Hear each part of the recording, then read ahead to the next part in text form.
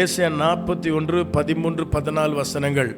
ஆண்டவர் யாக்கோபை குறித்து, யாக்கோப் என்னும் சிறு பூச்சியே, இஸ்ரவேலும் என்னும் ஆமென் சிறு கூட்டமே, நீ பயப்படாதே, நான் உனக்கு துணை நிற்கிறேன். இதை குறித்த ஒரு விளக்க செய்தியை நான் முன்பு சுருக்கமாக உங்கள் மத்தியில் பகிர்ந்து கொண்டேன். வாழ்க்கை துணை, துணை என்று சொன்னாலே ஒன்றுமற்ற நிலைமையில தேவன் பல நிலைகள் நமக்கு உதவி செய்படி, நமக்கு ஒத்தாசளிக்கும்படியாக துணைகளை ஆண்டவர் ஏற்படுத்துகிறார். முதலாவது வாழ்க்கை துணை. இதெல்லாம் நான் ஏற்கனவே பேசிட்டேன். என்ன துணைங்க? வாழ்க்கை துணை. ஒருவேளை உங்களுக்கு வாழ்க்கை துணை நீங்கள் தேர்வு செய்யக்கூடாது. பைபிள் சொல்லுகிறது, ஏற்ற துணையை தேவன் உண்டாக்கினார். அல்லேலூயா. ஆகவே ஒருவேளை நான் ஏற்கனவே எனக்கு திருமணமாகிவிட்டது என்று சொன்னாலும், நான் இப்போ சொல்கிறேன், அந்த வாழ்க்கை துணை தேவன் ஆசீர்வாதமாய் மாற்றப் போகிறார். அல்லேலூயா. இரண்டாவது சொன்னேன், மனிதனுடைய துணை. ஆமென். இந்த உலகத்தில் மனிதர் பலரை நமக்கு ஆண்டவர் வைத்திருக்கிறார். அவருடைய ஒத்தாசையினாலே, உதவியினாலே நாம் பல நிலைகளில் உயர்ந்து வருகிறோம். ஒரு அதிகாரியாக இருக்கட்டும், ஆசிரியராக இருக்கட்டும், பெற்றோராக இருக்கட்டும், பலரை நமக்கு இந்த உலகத்திலே உதவியாளராக கர்த்தர் ஏற்படுத்தியிருக்கிறார்.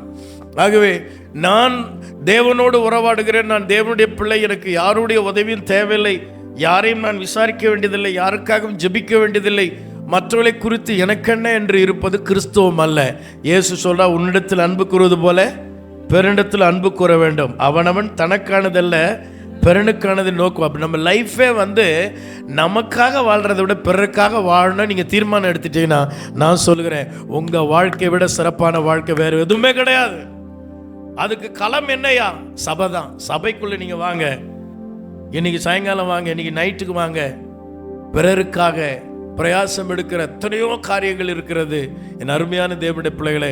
ஆகவே உங்களுடைய பார்வை அப்படியா இருக்க வேண்டும். தேவன் உலகத்தில் பல உதவியாளர்களை, நண்பர்களை, துணையாக இந்த உலகத்தில் மனிதர்களை ஏற்படுத்துகிறார். மூன்றாவது சொன்னேன், இந்த துணை எல்லாவற்றை பார்க்கலும் தேவனாகிய கர்த்தர் நமக்கு துணையாயிராவிட்டால் வாழ்க்கை துணை தலைவலியாக இருக்கும். நண்பர்கள் என்று இந்த உலகத்தில் இருக்கிற எல்லா துணையும் நமக்கு பிரச்சனையாகவே இருக்கும். கர்த்தரை நாம் துணையாய் கொண்டால் தான் எல்லாமும் சரியாக இருக்கும். அல்லேலூயா. ஆகவே கர்த்தர் தான் நமக்கு துணையாக இருக்கிறார். எப்பெல்லாம் துணையாக இருப்பார் என்பது குறித்து நான் கடந்த வாரத்தில் நான் உங்கள் மத்தியில் சொன்னேன். ஒரு 3 காரியங்களை சொன்னேன். அது வாழ்க்கையில் அதை நான் சொன்னேன். இப்பொழுது நாம் சந்திக்கிற சில சூழ்நிலைகளில் நான் இன்றைக்கு பேச போகிறேன். வாழ்க்கையில் நாம் முதலாவது நமக்கு வருகிற போராட்டங்கள், யுத்தத்தில் ஆண்டவர் நமக்கு துணையாக இருக்கிறார் என்பதை சொன்னேன். இதெல்லாம் ஏற்கனவே பேசுனதை உங்களுக்கு திரும்ப நினைவுபடுத்துகிறேன். யுத்தம் இல்லாதவர்கள் வாழ்க்கையே கிடையாது. எல்லாருக்கும் போராட்டம் உண்டு இல்லையா? போராட்டத்தோடு தான் வாழ்க்கை இருக்கிறது. ஆனால் கர்த்தர் நீங்கள் சந்திக்கிற யுத்தத்தில் உனக்கு துணையாக இருப்பார். அவரை யுத்தங்களை நடப்பிப்பார், அவருடைய சத்துருக்களை துரத்துவார், அவரை உங்களுக்காக யுத்தம் பண்ணுவார், வெற்றி சிறக்க செய்வார். ஆண்டவர் உனக்கு துணை இருப்பார். எப்படிப்பட்ட பிரச்சனைகள் வந்தாலும் எதிர்கொள்ள தேவன் துணையாக இருக்கிறார். ரெண்டாவது சொன்னேன், உங்கள் பிரயாணத்திலே துணை. உங்கள் வாழ்க்கை ஒரு பயணம். இந்த பயணத்தில் ஆண்டவரே உங்களுக்கு துணையாய் வருகிறார். ஆமென். நீங்கள் தனிமையா இல்லை. ஒவ்வொரு நாளும் உங்கள் வாழ்க்கை பயணத்தில் ஆண்டவர் உங்களோடு கூட வருகிறார். ஆண்டவராகிய தேவன் உங்களுக்கு துணையாயிருந்து நடத்துவார். மூன்றாவது சொன்னேன், அருமையான தேவனுடைய உங்கள் பிரயாசம், நீங்கள் செய்கிற வேலை, நீங்கள் செய்கிற அத்தனை காரியங்களும், படிப்பாக இருந்தாலும், கட்டுமான பணியாக இருந்தாலும், அல்லது நீங்கள் செய்கிற வியாபாரமான பிஸ்னஸ் ஆனாலும், என்ன பிரயாசம் எடுக்கிறீர்களோ அந்த பிரயாசத்தில் கர்த்தர் உங்களுக்கு துணையாக இருப்பார் என்று நான் கடந்த நாளில் உங்கள் மத்தியில் நான் பிரசங்கித்தேன். இன்றைக்கு நாம் வாழ்க்கையில் மிக முக்கியமாய் நாம் சந்திக்கிற ஒரு 3 விஷயங்களை இங்கேயும் தேவன் எப்படி நமக்கு துணை செய்கிறார் என்பதை நான் உங்களுக்கு சொல்லி கடந்து போக நான் விரும்புகிறேன். என்னோடு கூட வாசிங்க. இதுதான் இன்றைய செய்தி. ஆமென். வேகமா என்னோடு கூட வாருங்கள். மீண்டுமாய் கூட ஏசாயா 41:13 வாசிக்கலாம். உன் தேவனாய் இருக்கிற கர்த்தராகிய நான் உன் வலது கையை பிடித்து பயப்படாதே, நான் உனக்கு துணை நிற்கிறேன் என்று சொல்லுகிறேன். பயப்படாதே, நான் உனக்கு துணை நிற்கிறேன் என்று சொன்னேன். என் அருமையான கர்த்தருடைய பிள்ளைகளே, தேவனாகிய கர்த்தர் நமக்கு துணை செய்கிறவர். ஆண்டவர் துணையா இருக்கிறேன் என்று சொன்னார். மத்தேயு உங்களுக்கு 28:20 வாசிக்கிறோம். உலகத்தின் முடிவு பரியந்தம் அந்த துணை என்றால் உன்னோடு கூட இருக்கிறேன் என்று சொல்லியிருக்கிறார். எரேமியா 1:19 வாசித்து பாருங்களேன். இருக்கா? அவர்கள் உனக்கு விரோதமாய் பண்ணுவார்கள், ஆனாலும் உன்னை மேற்கொள்ள மாட்டார்கள். உன்னை ரட்சிக்கும்படிக்கு நான் உன்னுடனே இருக்கிறேன் என்று கர்த்தர் சொல்லுகிறார். உன்னுடனே இருக்கிறேன் என்று கர்த்தர் சொல்லுகிறார். அல்லேலூயா. என் அருமையான தேவனுடைய பிள்ளைகள், அவர்கள் உனக்கு விரோதமாய் வருவார்கள், உனக்கு வேதனைப்படுத்தும்படி பல ஆபத்துகளை உனக்கு கொண்டு வரும்படியான சூழ்நிலைகள் வரும். ஆனால் அவர்கள் உன்னை மேற்கொள்ள மாட்டார்கள் என்று ஆண்டவர் சொல்லுகிறார். இந்த உலகம் ஆபத்துகளால் நிறைந்திருக்கிறது. எது எப்பொழுது என்ன சம்பவிக்கும் என்றே சொல்லக்கூடாத நிலையில் இருக்கிறது. ஒரு மனிதன் வெளியே சென்று வீட்டுக்கு திரும்பி வருவது கஷ்டமான ஒரு காரியமா இருக்கிறது. அதிலேயும் பெண் பிள்ளைகள் அவர்கள் பள்ளிக்கு கல்லூரிக்கு திரும்பி வராத ஒரு சூழ்நிலைகளை இந்த நாளில் நாம் பார்க்கிறோம். ஆபத்துகள் நிறைந்த ஒரு காலம் இது. என் அருமையான தேவனுடைய பிள்ளைகளே, எங்கு பார்த்தாலும் அவர்கள் அதில் சிக்கி பல வேதனைக்குள்ளாகிற ஒரு சூழலை பார்க்கிறோம். ஆனால் ஆண்டவர் சொல்கிறார், அப்படிப்பட்ட ஆபத்துகள் உனக்கு வந்தாலும் நான் உனக்கு துணையாக இருக்கிறேன். ஆபத்து காலத்தில் என்னை நோக்கி கூப்பிடு, நான் உன்னை விடுவிப்பேன், நீ என்னை மகிமைப்படுத்துவாய் என்று சொன்னார். அருமையான தேவனுடைய பிள்ளைகளே, இந்த உலகம் ஆபத்துகளால் நிறைந்த உலகம்தான். ஆனால் ஆண்டவர் உனக்கு துணையா இருக்கிறார். கைகளை உயர்த்தி அல்லேலூயா சொல்லாமா? ஹல்லேலூயா. ஆபத்துகள் நிறைந்த உலகம்தான். என்ன சேஃப்டியா போனாலும் பிரச்சனை, எவ்வளவு கவனமாய் வாழ்ந்தாலும் பிரச்சனை. ஏன் இப்படி இந்த வியாதிகள் வருகிறது என்று புரியவில்லை. கவனமாய் தான் நடந்தேன், திடீரென்று எனக்கு இப்படி சம்பவித்து விட்டது. ஆனால் இன்றைக்கு நான் சொல்லுகிறேன், கர்த்தர் சொல்கிறார், நான் உனக்கு துணையாக இருக்கிறேன். ஆபத்துகள் நிறைந்த இந்த உலகத்தில், பாடுகள் நிறைந்த இந்த உலகத்தில், ஒரு சுகமாய் வாழ முடியாத ஒரு சூழல்ல ஆண்டவர் நமக்கு துணையாக இருக்கிறார். அந்த துணை நமக்கு போதும் என்பதை நாம் அறிய வேண்டும். ஆசா என்கிற ஒரு அரசன் இருந்தான் பைபிள்ல. இந்த ஆசா அவன் ராஜ்யபாரம் செய்த காலங்களில் அவனுடைய ராஜ்யபாரத்திலே பல ஆண்டுகள் அவன் சுபிட்சமாக ஆட்சி செய்தான். அவனுடைய நாட்கள் சமாதானம் நிறைந்த நாட்களாய் இருந்தது. அமெரிக்கையாய் இருந்தது தேசம் என்று சொல்லப்படுகிறது. அப்படி ஒரு சமாதானம் நிறைந்த காலத்தில் ஒரு எத்தியோப்பியா ராஜா அவனுக்கு எதிராக யுத்தத்துக்கு வந்தான். அவன் பேர் சேரா. அவன் பேர் என்னங்க? சேரா. 10 லட்சம் படை வீரர்களோட 300 இரும்பு ரதங்களோடு அவனுக்கு எதிராக யுத்தத்துக்கு வருகிறான்.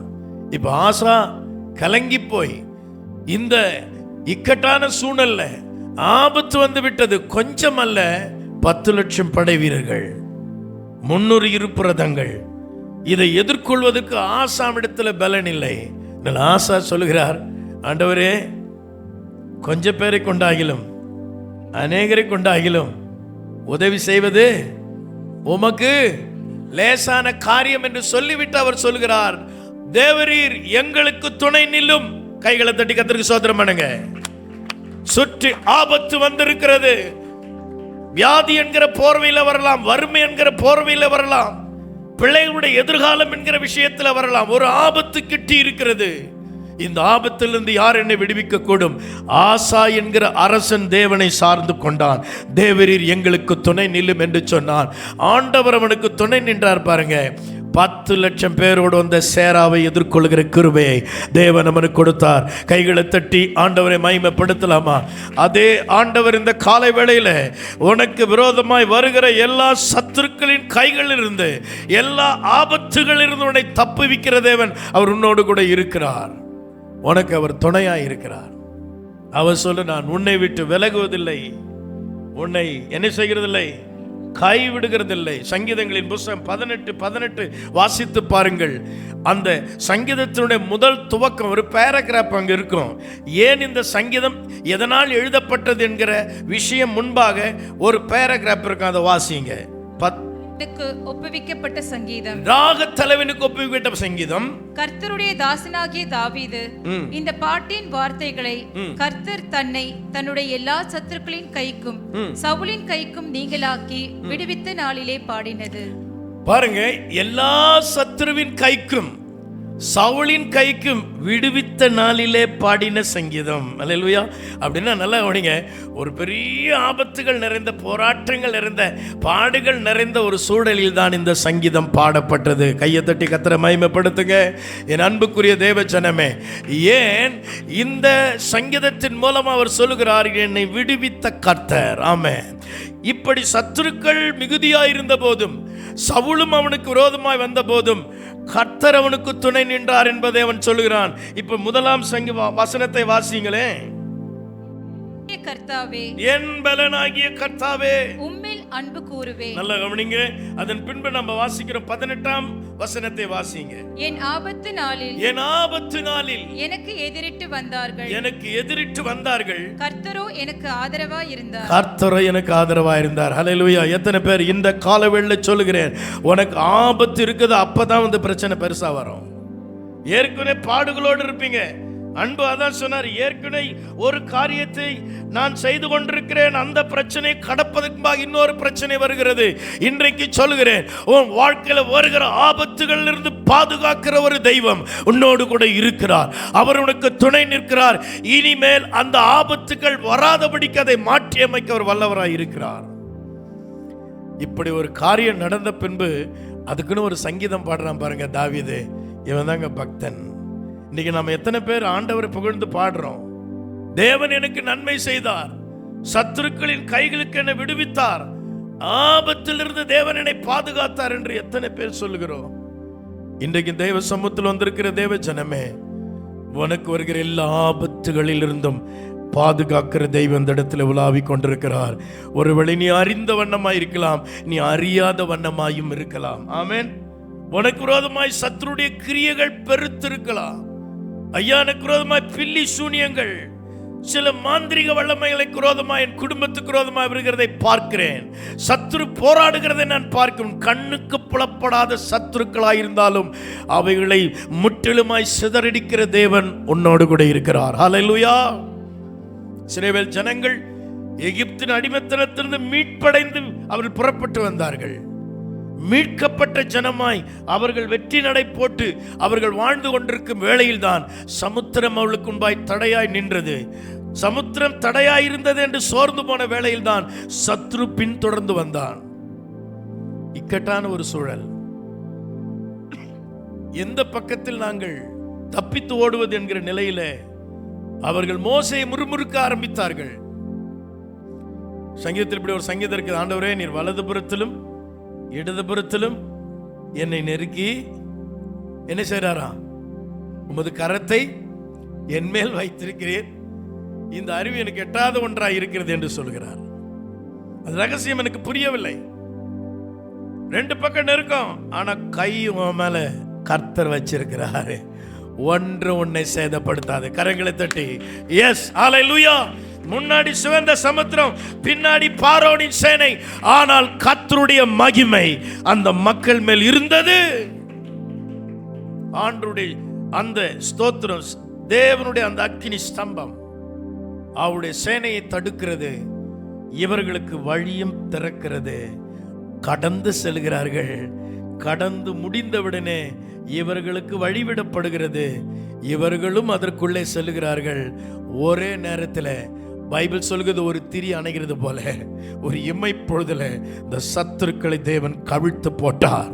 இன்றைக்கு உன்னை அச்சுறுத்துகிற, பயப்படுத்துகிற, அது வியாதியா இருந்தாலும், எந்த ஒரு சூழ்நிலையா இருந்தாலும், பொருளாதார நெருக்கடியா இருந்தாலும், பலவிதமான ஆபத்துகள் சூழ்ந்த ஒரு சூழலை நான் பார்க்கிறேன். பயம் நிறைந்த ஒரு காரியத்தை பார்க்கிறேன்.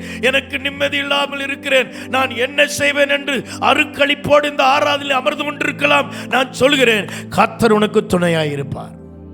அல்லேலூயா. சேராவை சிதறடித்த தேவன், ஆசாவுக்கு துணை நின்ற தேவன், தாவீதை எல்லா சத்ருவின் கைக்கு விடுவித்த தேவன், உனக்கும் எனக்கு அவர் துணை நிற்பார்.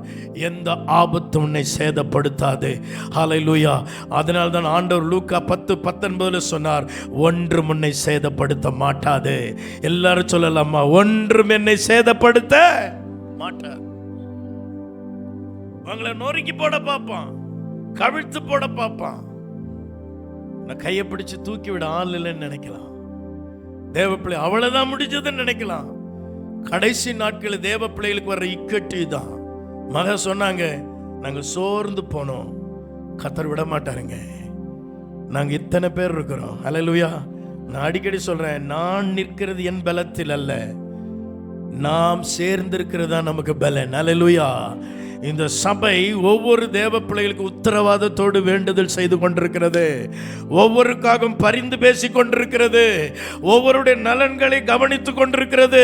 என் அருமையான தேவ பிள்ளை, கிறிஸ்துவனுடைய சரீரமாகிய சபைக்கு விரோதமாய் வேதம் சொல்லுகிறது, பாதாளத்தின் வாசல் மேற்கொள்வதில்லை. சபை தான் ஓவர் கம் பண்ணும், சபை எதுவும் மேற்கொள்ள முடியாது. சபைக்கு அந்த சக்தி கொடுத்திருக்கு. அது பில்டிங் கிடையாது. இந்த கூட்டம், இந்த விசுவாசம் நிறைந்த கூட்டம், இந்த போராடி ஜெபிக்கிற கூட்டம், தேவனை ஆராதிக்கிற இந்த கூட்டம், அவர் நாமம் தரிக்கப்பட்ட இந்த கூட்டத்தை ஒருபோதும் ஒரு ஆபத்து, ஒரு சோதனை, ஒரு பாடுகளும் நம்மை ஒன்றும் செய்ய முடியாது. ஹல்லேலூயா, ஹல்லேலூயா. தீமை நின்று ரட்சித்து காக்கிற தேவன் நம்முடைய தேவன். ஹல்லேலூயா. அவர் நமக்கு துணையாய் இருக்கும் பொழுது, ஆமென், அவர் நமக்கு துணையா இருக்கு, யார் நமக்கு என்ன செய்ய முடியும்? எபிரேயர் 13 நாம் அதை வாசிக்கிறோம். ஆமென். கர்த்தர் நம் பட்சத்தில் இருந்தால் மனுஷன் நமக்கு என்ன செய்வான்? ஹல்லேலூயா. எனக்கு அருமையான தேவனுடைய பிள்ளைகளே, ஆண்டவர் நம் பட்சத்தில் இருக்கிறார். கர்த்தர் எனக்கு சகாயர், நான் பயப்படேன். ஹல்லேலூயா. நான் பயப்படேன். ஒருவேளை இன்டர்வியூக்கு போறியா? பயப்படாத. பிள்ளைகளுடைய ஃபியூச்சரா? பயப்படாத. ஆமென். பயண தூரமா? பயப்படாத. ஆமென். சரீரத்துல பலவீனமா? பயப்படாத. கர்த்தர் வரும் ஆபத்திலிருந்து உன்னை காக்கும்படி, உன்னை பாதுகாக்கும்படி அவர் உன்னோடு கூட இருக்கிறார், உன்னோடு கூட இருக்கிறார். அன்றைக்கு அக்கினி ஸ்தம்பமாய், மேக ஸ்தம்பமாய் இருந்த அதே ஆண்டவர் இன்றைக்கு உன்னோடு என்னோடு கூட இருக்கிறார். ஹல்லேலூயா. அன்றைக்கு இந்த ஜனங்களை மேற்கொள்ள ஒருவரால் முடியவில்லை. இன்றைக்கு இந்த சபை, இந்த கல்லில் மேல் என் சபையை கட்டுகிறேன், பாதாளத்தின் வாசல் அதை மேற்கொள்வது இல்லை. என் அருமையான கர்த்தருடைய பிள்ளைகளே, நம்முடைய தேவன் மிகவும் நல்லவர். ஆகவே இந்த விசுவாசத்தோடு நம்முடைய வாழ்க்கை, 46 சங்கீதம் 1 வசனம் இப்படி சொல்லுகிறது, 46:1, அடைக்கலமும் பெலனும் ஆபத்து காலத்தில் அனுகூலமான துணையுமானவர். தேவன் நமக்கு அடைக்கலமும் பலனும், ஆபத்து காலத்தில் அனுகூலமான துணையுமானவர். அல்லேலூயா. எத்தனை பேர் விசுவாசிக்கிறீங்க? எத்தனை பேர் விசுவாசிக்கிறீங்க? என் அருமையான கர்த்தருடைய பிள்ளைகளே, ஒரு ஆபத்தும் உன்னை மேற்கொள்ள ஆண்டவர் விட மாட்டார். அவருடைய சித்தம் இல்லாமல் உன் தலையில் இருக்கிற ஒரு முடி கூட என்ன செய்யாது, உதிர்ந்து போகாது. அல்லேலூயா. வரும் ஆபத்திற்கு உன்னை பாதுகாக்க தேவன் உன்னோடு கூட இருக்கிறார். ஹல்லேலூயா. உன்னோடு கூட இருக்கிறார். அவருடைய தூதர்கள் உன்னோடு கூட இருக்கிறார்கள். அவருடைய சர்வ சேனை உங்களோடு கூட இருக்கிறது. அவருடைய கரம் உங்கள் மேல் இருக்கிறது. அவருடைய மகிமை உங்கள் மேல் இருக்கிறது. அவருடைய வார்த்தை உங்களுக்குள் இருக்கிறது. அவருடைய அபிஷேகம் உங்களுக்குள் இருக்கிறது. அவருடைய இரத்தத்தினாலே நீங்கள் பாதுகாக்கப்பட்டு வந்திருக்கிறீர்கள். ஹல்லேலூயா. அதனால் தான் எழுதுகிறார், தெளிக்கப்பட்ட இரத்தத்தினிடத்தில் நீங்கள் வந்தீர்கள் என்று எழுதுகிறார். ஆகவே அவருடைய இரத்தத்தினால், சுய இரத்தத்தினால் சம்பாதிக்கப்பட்ட சபைக்கு விரோதமாய் எழும்புகிற ஒன்றும் வாய்க்காது தேவச்சனமே. ஆகவே தான் சொல்றாங்க, எங்களுக்கு துணை நில்லும் ஆண்டவரே. ஹல்லேலூயா. அவருக்கு இது லேசான காரியம். சேராவையும் அவன் சேனையை முறியடிப்பதற்கு இந்த சின்ன கூட்டத்தை கொண்டு பயன்படுத்துவதற்கு லேசான காரியம். அல்லேலூயா. ஆமென். லேசான காரியம், எதுவும் லேசான காரியம். பலனுள்ளவன் பலனற்றவன். நான் நல்லா இருக்கிறேன், நான் ஒரு மாதிரி இருக்கிறேன், அப்படி கிடையாதுங்க. நீ யாரா இருந்தாலும் உனக்கு இயேசு துணை வேண்டும். அல்லேலூயா. நீ யாரா இருந்தாலும் அவருடைய ஒத்தாசை தான் உன்னை பாதுகாக்கும். அல்லேலூயா. சொல்லலாமா? பலன் உள்ளவன் பலன் அற்றவன், பலன் உள்ளவன் பலன் இல்லாதவன், யாராயிருந்தாலும் உதவிகள் செய்வது லேசான காரியம். உமக்கது லேசான காரியம்.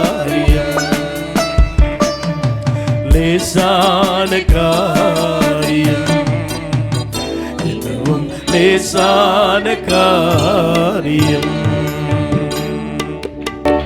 கர்த்தர் துணையா இல்லைன்னா இந்த உலகத்தில் ஒரு ஆபத்துகளிலிருந்து நாம் தப்பித்து கொள்ளவே முடியாது. உனக்கு பணம் இருக்கலாம், நல்ல வீடு இருக்கலாம், திரளான ஆஸ்தி இருக்கலாம், திரளான மக்களுடைய உறவு உனக்கு இருக்கலாம். நான் கர்த்தர் துணை இல்லைனா அத்தனை வீணா இருக்கும். நீங்க சொல்லுங்க, ஒன்று என்னை சேதப்படுத்தாது. பாதாளத்தின் வாசல்கள் இதை மேற்கொள்வதில்லை. ஒன்றும் சேதப்படுத்தாது. கர்த்தர் சபைக்கு துணையாயிருக்கிறார். தம்முடைய ஜனத்திற்கு அவர் துணையாயிருக்கிறார். ஆபத்துகளுக்கு விலக்கி காக்கிற தேவன் இந்த ஆராதனை நம்மத்தில் உலாவிக் கொண்டிருக்கிறார். அருமையானவர்களே, இரண்டாவதாக ஒரு விஷயத்தை நான் சொல்லி வேகமாய் கடந்து போக விரும்புகிறேன். என்னோட வாசியுங்கள். அடுத்ததாக, உன் தனிமையில தேவன் உனக்கு துணை நிற்கிறார். அல்லேலூயா. எதுலங்க? தனிமை. ஒன்று, நீங்கள் தனிமைப்படுத்தப்படுவீர்கள். இன்னொன்று, உங்களை நீங்கள் தனிமைப்படுத்திக் கொள்ள வேண்டும். இது ரெண்டுமே வேணும். அல்லேலூயா. சில நேரங்களில் இந்த உலகத்தால நம்ம தனிமைப்படுத்தப்படுவோம். எனக்கு யாருமே இல்லையே, ஒருத்தருமே இல்லையே, நான்லாம் இந்த கடற்கரையில் தனியா அழுதுருக்கிறேன், சத்தமிட்டு அழுதுருக்கிறேன். தனிமை, யாரும் இல்லை, விசுவாசிகள் இல்லை, சபை பெரிதா இல்லை, எனக்கு இன்று எந்த உறவும் இல்லை. அப்படிப்பட்ட சூழல்ல ஒருவேளை பெற்றோர் இருந்தாலும் தூரமா இருந்தாங்க. தனிமையில அந்த தனிமை தான் இன்றைக்கு நம்மை நிற்க வைத்திருக்கிறது. அல்லேலூயா. தேவ பிள்ளைகளே, சில நேரங்களில் நாமே நம்மை தனிமைப்படுத்திக் கொள்ள வேண்டும். ஒரு நல்ல வசதியான நிலைமையில் இருக்கிறோம், எல்லா உறவுகளும் இருக்கும்போது அதெல்லாம் அப்புறப்படுத்திவிட்டு நீங்கள் பிந்தி தனித்திருந்த யாக்கோபை போல உங்களை தனிமைப்படுத்திக் கொள்ள வேண்டும். அல்லேலூயா. நல்ல உயர் பதவியில் இருக்கிறவங்க, அதிகமான வேலை பளு இருக்கிறவங்கலாம் பார்த்தீங்கன்னா திடீர்னு எல்லாத்தையும் விட்டுட்டு எங்கன்னா போயிடுவாங்க. சிம்லா போறேன்னு போயிடுவாங்க, கொடைக்கானல் போறேன், ஊட்டி போறேன்னு போயிடுவாங்க. ஏன்? ரிலாக்ஸ். அல்லேலூயா. தேவ பிள்ளைகளே, அதிகமான மன அழுத்தம், அதிகமான வேலை பளு, அவர்கள் தன்னுடைய நிம்மதிக்காக கொஞ்சம் ரிலாக்ஸ் ஆகும்படி, சற்று ஓய்வெடுக்கும்படி தனிமையை விரும்புகிறார்கள். அல்லேலூயா. நீங்க ஊட்டிக்கும் போக வேணாம், சிம்லாவுக்கும் போக வேணாம், சிம்பிளா நீங்க முழங்காலிட்டு உங்க வீட்டு அறையில ஜெபம் பண்ணீங்கன்னா நீங்க அவரோடு தனித்திருந்து பாருங்க, தேவ சமாதானம் உங்கள் இருதயத்தை நிரப்பும். இன்றைக்கு இந்த ரகசியம் தேவ பிள்ளைகளுக்கு தெரியவில்லை. தேவ பிள்ளைகளுக்கு தெரியவில்லை. இதை இயேசு செய்தார் அடிக்கடி. அவர் தனியா போயிட்டார். 12 சீடர்களோடு இருந்தார், திரள் கூட்ட ஜனங்களோடு பேசிக் கொண்டிருந்தார். அவர்கள் விட்டு விலகி போறார். 12 பேரை ஒரு இடத்துல சொல்லிட்டார், நீங்க வேணா பண்ணிட்டார். 3 பேரை கூட்டு போனார். அப்புறம் யோசித்தார், இந்த 3 கூட டிஸ்டர்ப் தான். அல்லேலூயா. வருதா? அதையும் தனிமைப்படுத்தி விட்டு தான் மட்டும் தனிமையாக கெத்செமனேல போய் அவர் அழுது ஜெபிக்கிறார். வேதாமத்தில் அடிக்கடி நாம் அதை வாசிக்கிறோம். தேவஜனமே, ஒன்று, இயேசுவை போல நீங்கள் உங்களை தனிமைப்படுத்திக் கொண்டு, தானியேலை போல நீங்கள் உங்களை தனிமைப்படுத்திக் கொண்டு, எலியாவை போல நீங்கள் தனிமைப்படுத்திக் கொண்டு, யாக்கோபை போல நீங்கள் தனிமைப்படுத்திக் கொண்டு நீங்கள் தேவனிடத்தில் காத்திருக்கும் போதெல்லாம் சாதிக்க முடியும். நெருப்பு கீழே இறக்க முடியும், ராஜாவுடைய சட்டத்தை மாற்ற முடியும், சிங்கத்தின் வாயை கட்ட முடியும், ராஜா புதிய பிரகடனப்படுத்தும்படியான அவரே காஸ்பல் சொல்ற மாதிரி அற்புதம் நடக்கும். நீங்க தனியா ஜெபம் பண்ண. எத்தனை பேர் தனிமையா நம்ம ஜெபம் பண்றோம்? கடந்த வெள்ளிக்கிழமை நான் பரமண்டல ஜெபம், அதை தான் பிரசங்கமே பண்ணேன். உங்க தகப்பன் ஆண்டவர், அவர்கிட்ட நீங்க எப்படிலாம் போன நிறைய விளக்கங்களை சொன்னேன். அதே தான் பைபிள் ஸ்டடியாக வந்துச்சு. அல்லேலூயா. அப்போ புதுசாக ஒன்றும் பெரிய செய்தி ஒன்றும் பைபிள் ஸ்டடியில் வரலை நமக்கு. அல்லேலூயா. ஸோ அதே தான் நம்ம கேட்டதே கேட்ட மாதிரி இருந்தது.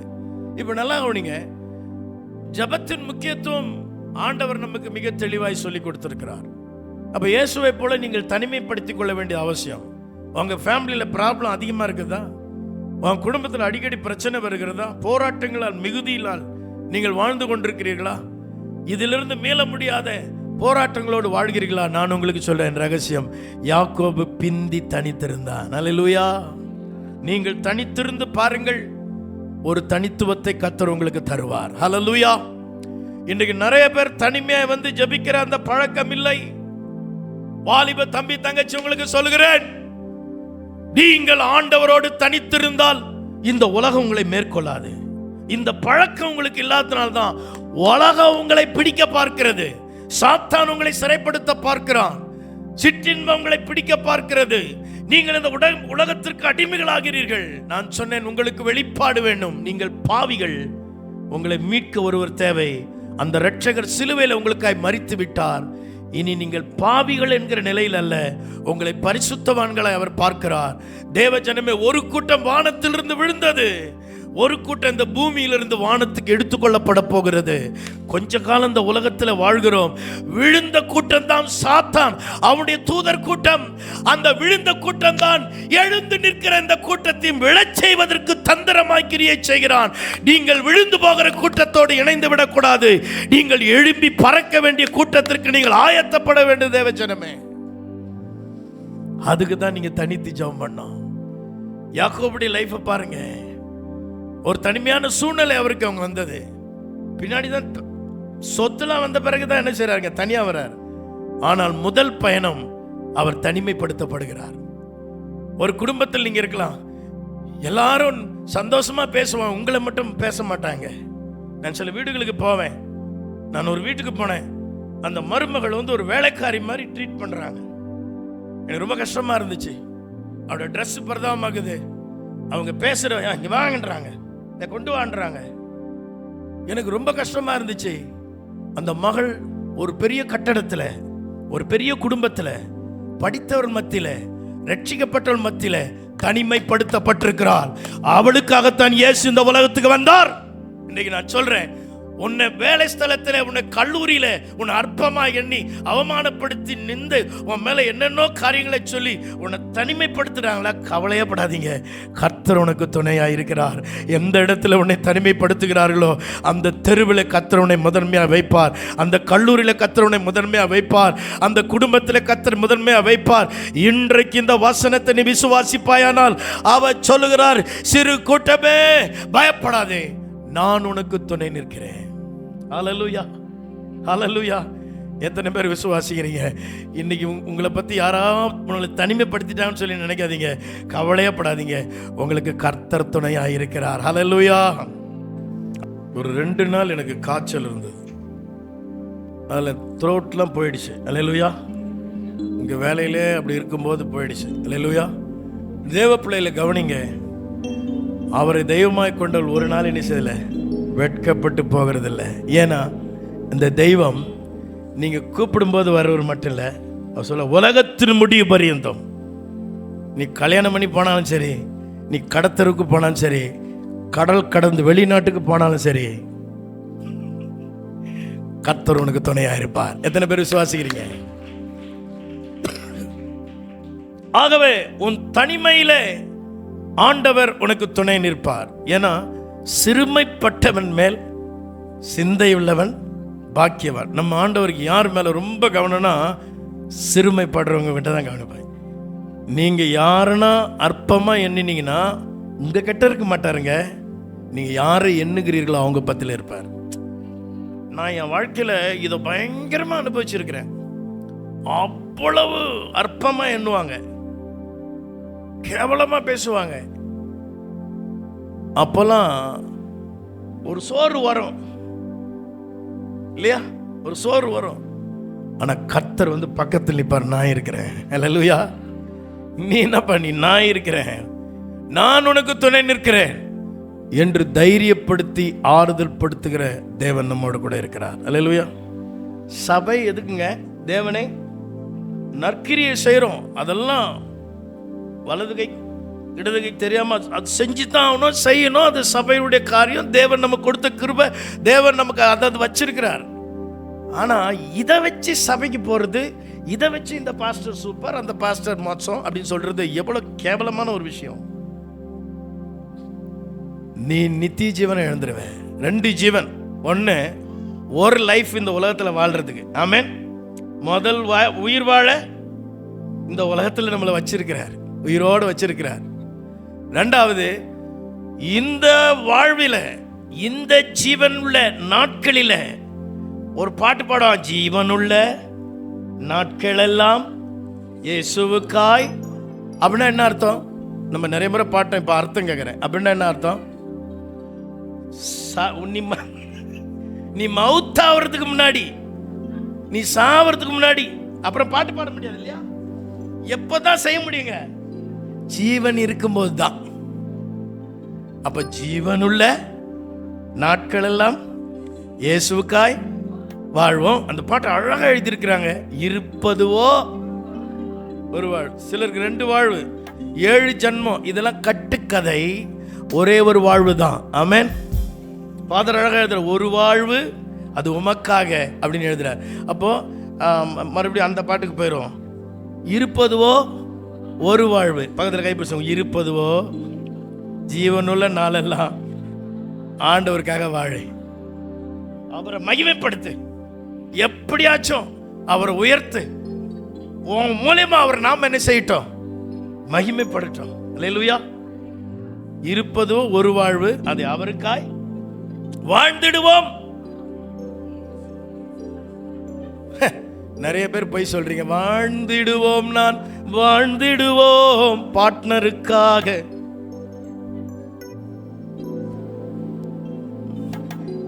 சிலர் வாழ்க்கை எங்க போயினுக்குதே தெரியல, அப்படியே போயினுக்குது. ஒரு ஜீவன் தான், ஒரு வாழ்க்கை தான். ஹல்லேலூயா. அவங்க ரெடி ஆயிட்டாங்கன்னு நினைக்கிறேன். அவங்க சவுண்ட் கொடுக்குறாங்க. இப்போ ஒரு கவி பாட்டு போயிடலாம். ஹல்லேலூயா.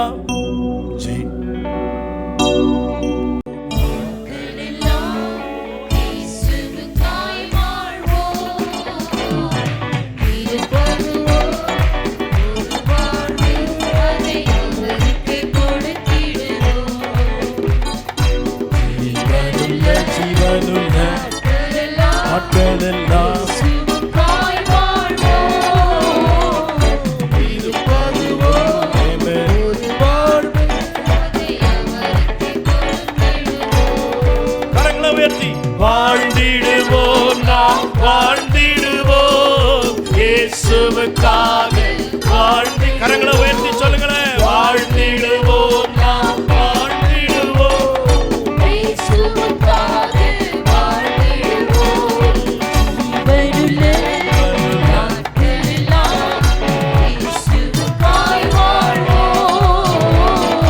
இருப்பதுவோ ஒரு வாழ்வு, அதை அவருக்கு கொடுத்திடுவோம்.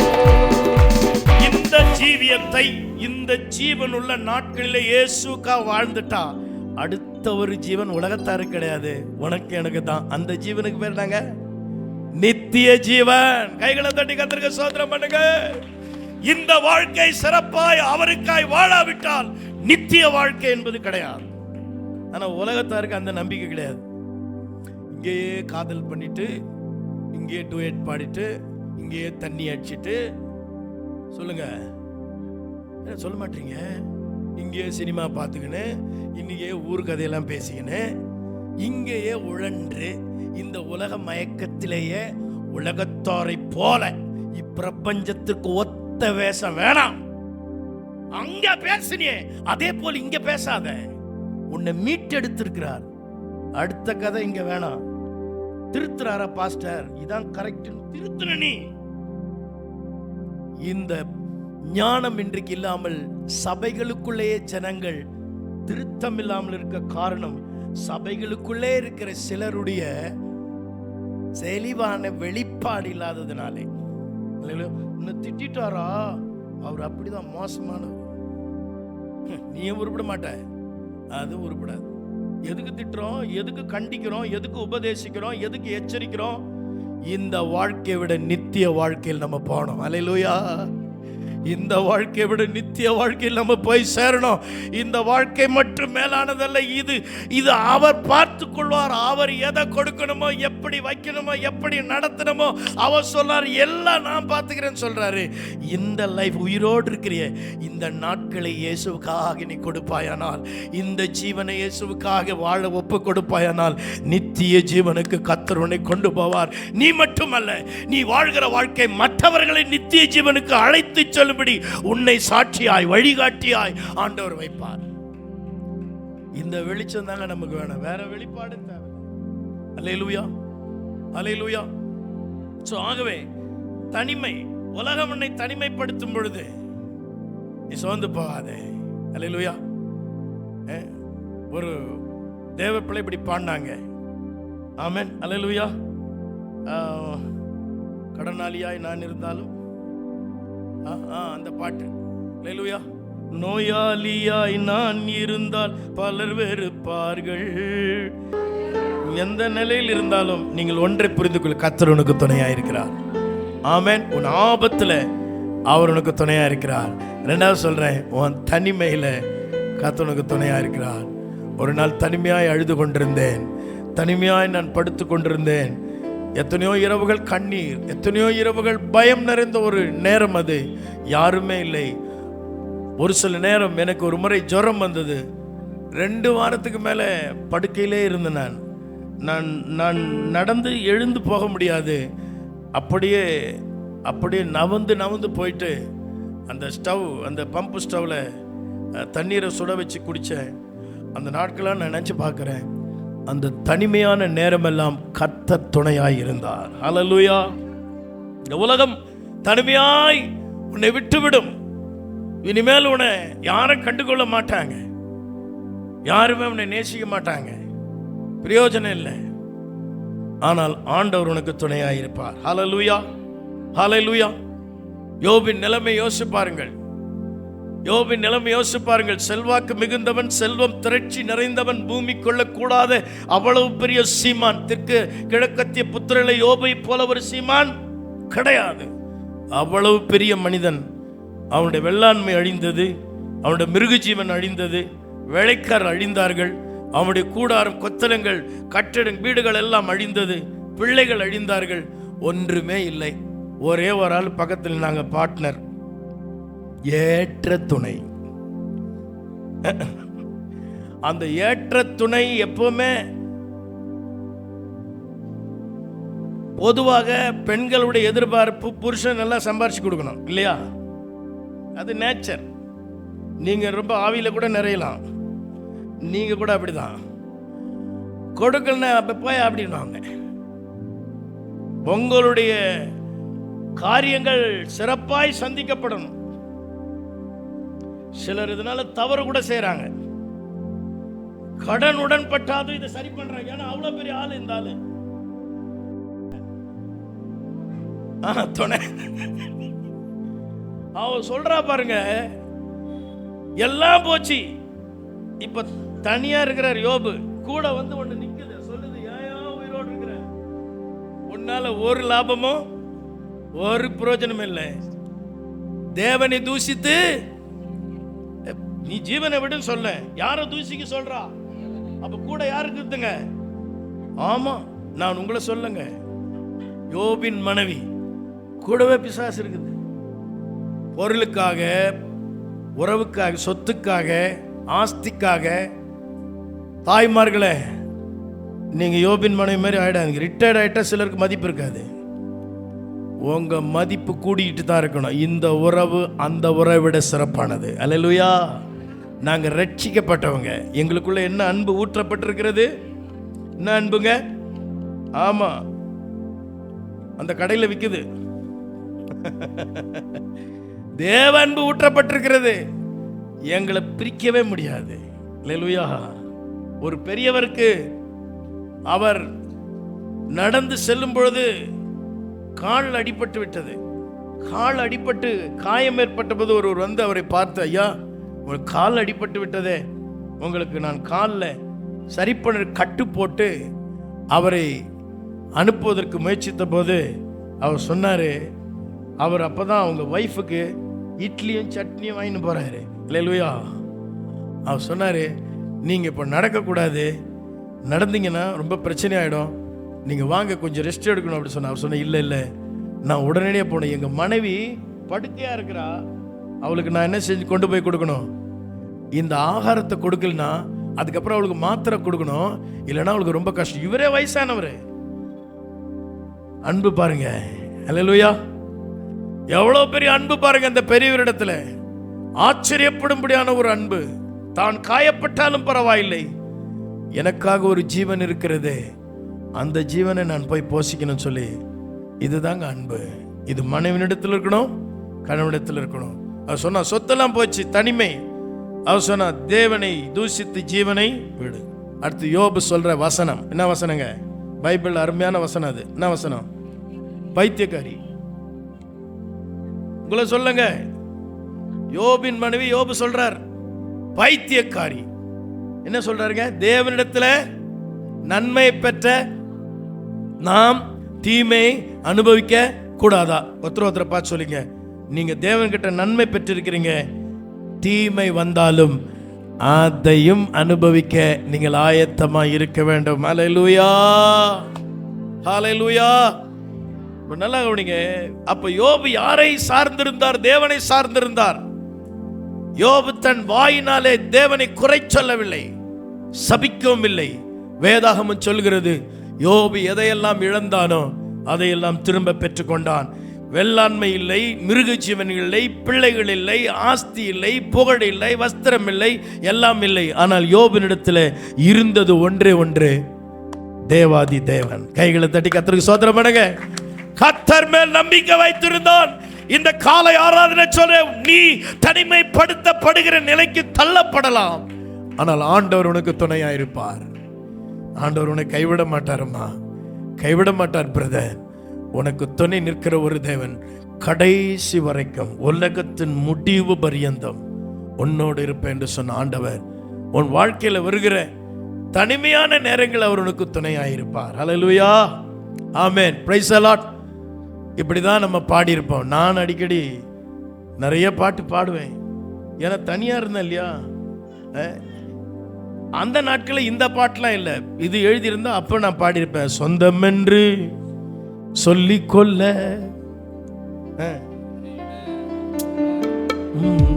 சொத்து என்று அள்ளிக்கொள்ள உம்மை விட ஏதுமில்லை. சொல்லுங்க, இயேசுவே இயேசுவே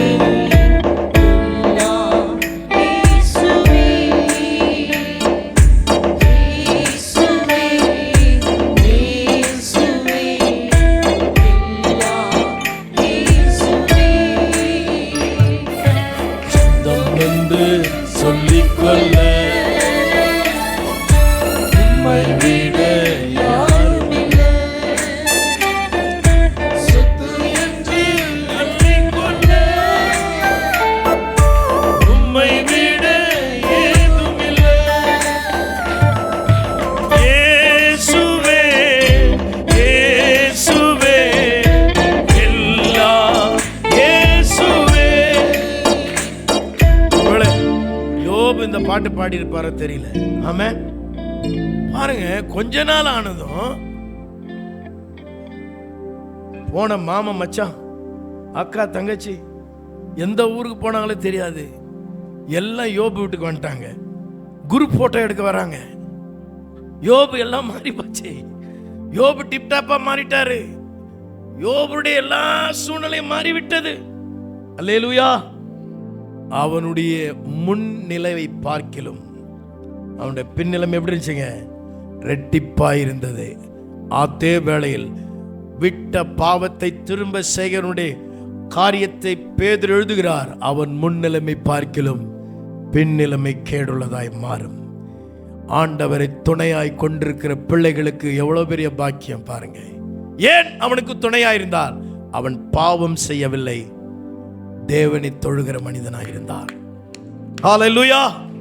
அதனால் தான் ஆண்டவர் துணை நின்றார், திரும்ப கொடுத்தார், திரும்ப கொடுத்தார். என்னை கேட்டுக்கொண்டிருக்கிற பிரியமான கர்த்தருடைய ஜனமே, ஆகவே இன்றைக்கு உடைய வாழ்க்கையில தனிமை வாட்டலாம். 2 தீமோத்தேயுவின் புத்தகம் 4 அதிகாரம் 16 17 வசனங்களை வேகமா வாசிங்க. 4 அதிகாரம் 17 வசனம் வேகமா வாசிங்க. 16 17. நான் முதல் விசை உத்தரவு சொல்ல நிற்கையில் ஒருவனும் என்னோட கூட இருக்கவில்லை. ஒருவனும் என்னோடு கூட இருக்கவில்லை. எல்லாரும் என்னை கைவிட்டார்கள். எல்லாரும் என்னை கைவிட்டார்கள். அல்லேலூயா. அந்த குற்றம் அவர்கள் மேல் இருப்பதாக நல்லா கவனிங்க. யாரு வராங்களோ வரலையோ அது பாருங்க, பவுல் அழகா ஜெபம் பண்றாரு பாருங்க. அந்த குற்றம் அவங்க மேல வர, ஆண்டவரே அவங்க வரலனா கூட பரவாயில்ல, எங்க வீட்டுக்கு ஜெபத்துக்கு வரல, பாஸ்டிங் பிரேயருக்கு வரல, அம்மாவாசை ஜெபத்துக்கு வரல, நீ கவலைப்படாத. ஆண்டவர் அப்படிதான் தேத்துறாரு. சொல்றாரு ஒருவனே இருக்கல, அந்த குற்றம் அவங்க மேல வர வேணாம், ஆனால் கர்த்தர் எனக்கு துணை நின்றார். அல்லேலூயா. கர்த்தர் ஊழியத்திலே அப்போஸ்தலனாகிய பேதுரு சொல்கிறார், கர்த்தர் எனக்கு துணை நின்றார். யுத்தத்திலே ஆமென், ஆபத்துகள் கிட்டி வந்த போது ஆசாவுக்கு கர்த்தர் துணை நின்றார். இங்கே தனிமைப்படுத்தப்பட்ட பவுலுக்கு கர்த்தர் துணை நின்றார். அல்லேலூயா. என் அருமையான தேவ ஜனமே, 10ஆம் வசனம் 16ஆம் வசனத்தை வாசிங்களே. 10ஆம் வசனம். தேமா இப்பிரபஞ்சத்தின் மேல் ஆசை வைத்து, தேமா இப்பிரபஞ்சத்தின் மேல் ஆசை வைத்து என்னை விட்டு பிரிந்து தெசலோனிக்கே பட்டணத்துக்கு போய்விட்டான். பாருங்க, தேமா பிரபஞ்சத்தின் மேல் ஆசை வைத்து போய்விட்டான். இந்த பிரபஞ்சம் யார் கையில் இருக்குதுங்க? பொல்லாங்கன் கையில் இருக்கிறது. நீங்கள் உலகத்திலே தான் இருக்கிறீர்கள், ஆனால் உலகத்துக்குரியவர்கள் அல்ல. உலகம் அதன் ஆசை இச்சைகள் ஒழிந்து போகும். நான் உலகத்தை ஜெயித்தேன். இயேசு செய்த காரியம் தான். உலகத்திலிருந்து வருகிறது ஒன்றை கவர்ச்சிக்கும், உன்னுடைய பாதையை தாறுமாறாக்கும், உன்னை கெடுத்து போடும், உன் நிலையை மாற்றிவிடும், உன்னை கவிழ்த்து போட பார்க்கும். ஆனால் உலகத்தை ஜெயித்த இயேசுவை துணையாய் கொண்டால் உன் வாழ்க்கையில அற்புதமான வாழ்வை நீ காண முடியும். அல்லேலூயா. ஆகவே பிரபஞ்சத்து மேல ஆசை வச்சு போயிட்டான். கேயாசி நாகமானுடைய பொருள் மேல ஆசை வச்சு பின்னாடி போயிட்டான். அவன் போல அங்கதான் இருந்தான், போய் வாங்கிட்டு வந்து மறுபடியும் நின்ட்டான். சிலர் அப்படிதான் எல்லாம் பண்ணிட்டு வந்து சபையில முக்காடு போட்டு அல்லையா தோத்துரும். ஆரம்பத்தில் சில சகோதரிமார்களுடைய தவறுகளை நாங்க திருத்தினோம். அதனால எங்களுக்கு எப்பவுமே நல்ல பேரே வராது. இந்த இடத்துல நிக்க நல்ல பேரே வராது. நீ தவறான வாழ்க்கை செய்யக்கூடாது, உத்தம வாழ்க்கை செய்யணும், கற்புள்ள வாழ்க்கை செய்யணும். இதெல்லாம் எச்சரித்து புத்தி சொன்னோம். அல்லேலூயா. சில வாலிப பிள்ளைகளுக்கு அதைத்தான் சொல்கிறோம். எச்சரித்து புத்தி சொல்லு, கடிந்து கொண்டு கண்டனம் பண்ணு என்றுதான் வேதம் எங்களுக்கு அதிகாரம் கொடுத்திருக்கிறது. அல்லேலூயா. மேற்பூச்சான காரியம் அல்ல, பரலோகத்துக்கு போற விஷயம் இது. தள்ளப்பட்டவனோடு நீ விழுந்து போகாதே, நீ எழுந்து தேவ ராஜ்யத்துக்கு போக வேண்டியவன், பறந்து செல்ல வேண்டியவன். அல்லேலூயா. விழுந்தவன் மடங்கடிக்கப்பட்டவன் தூக்கி விடுகிறது இல்லையோ, தூக்கி விடுவதற்கு இந்த உலகத்துக்கு இறங்கி வந்த இரட்சகர் இயேசு இன்றைக்கு இந்த ஆராதனையில் சொல்கிறேன், உன்னை தூக்கி எடுக்க ஒரு வல்லவராய் இருக்கிறார். உன்னை விளைச் செய்கிற காரியங்கள் ஒரு பக்கம் இருந்தாலும் உன்னை தூக்கி எடுக்க நீ அவரை துணையாய்க்கொள், அவரை துணையாய்க்கொள். வேதம் சொல்லுது, பாவம் ஒரு பக்கம் பெருகும் பொழுது கிருபையும் என்ன செய்கிறதா? பெருகுகிறது. எத்தனை பேர் விசுவாசிக்கிறோம்? இன்னைக்கு கர்த்தர் அதை செய்து கொண்டிருக்கிறார். கர்த்தர் அதை செய்து கொண்டிருக்கிறார். ஒரே ஒரு வாழ்க்கை, ஒரே ஒரு வாழ்க்கை, ஜீவனுள்ள வாழ்க்கை, நித்திய ஜீவனுக்கு போக வேண்டிய வாழ்க்கை. உன்னை உலகம் தனிமைப்படுத்துகிறதா? கவலைப்படாத. என் பெற்றோர் என்னை விட்டுட்டாங்க, எனக்கு செய்ய வேண்டிய நன்மைகள் கிடைக்கல, இந்த வீட்டார் என்னை வெறுத்துட்டாங்க, என்னுடைய நண்பர்களை பகைக்கிறாங்க. கிறிஸ்து நிமித்த பகை வந்தா அது இன்னும் பெரிய பாக்கியம், இன்னும் பெரிய பாக்கியம். தேவ பிள்ளைகளே, தனிமைப்படுத்தப்பட்ட நிலை வந்தாலும் கர்த்தர் உனக்கு துணையா இருப்பார். இன்னொன்று, நான் அதே நேரத்தில் உங்களை தனிமைப்படுத்தி கொண்டு அவரை துணையாய் வைத்துக் கொள்ளுங்கள். அல்லேலூயா. ஆண்டவர் உங்களுக்கு சாதாரணமாக துணையா வர மாட்டார். அவர் தான் சொல்லிட்டாருங்க, அவர் கூடவே இருக்கிறார் கிடையாது. நீ அவரை அடிக்கடி மீட் பண்ணணும். ஆமென். நீ அவரை சந்திக்கணும். ஏன்றா இயேசு அதை செய்தார். 14 மத்தேயு 25 வேகமாக வாசிங்க. 14:23. யோவான் 16:22. நல்லா கவனிங்க. அவர் ஜனங்களை அனுப்பிவிட்ட பின்பு ஏங்க இயேசுநாதருக்கு ஜெபம்? ஜனங்களை அனுப்பிவிட்டு அவர் பிந்தி தனித்து ஜெபம் பண்ணுகிறார். நம்முடைய ஆண்டவர் அதைத்தான் செய்தார். தனித்திரு தேவ பிள்ளைய, உன் குடும்ப சூழ்நிலை மாறாததுக்கு காரணம் நீதான். சிஸ்டர், உங்க பிள்ளைகளுடைய வாழ்க்கைக்கு எதிர்காலத்துக்கு நீ தனித்திருக்க பழகு. மிக முக்கியமாக சகோதரர்களுக்கு நான் சொல்கிறேன்,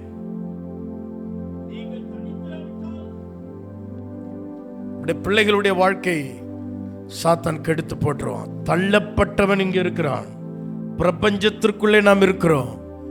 தேவனுடைய பிள்ளைகளாய் வாழ வேண்டுமானால் பெற்றோர்கள் மிக உத்தரவாதம், நீங்க பிள்ளைகளுக்காக ஜெபம் பண்ணணும். பரிசுத்தவான் சொல்றார், நீங்க பிள்ளைகளை கம்பல் கூட பண்ணாதீங்கன்றார் அவர்.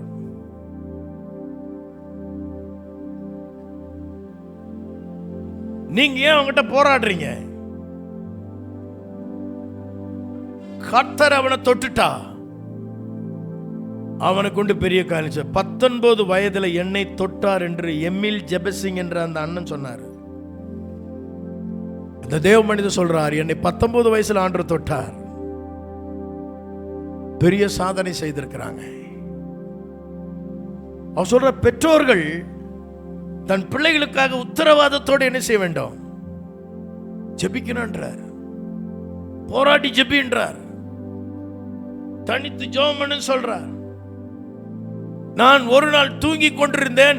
திடீரென்று எழுந்து பார்த்தால் என் தாயும் தகப்பனும் என் அருகே இருந்து எனக்காக என் மேல் கைகளை வைத்து நான் தூங்கி கொண்டிருக்க எனக்காக ஜெபித்தார்கள்.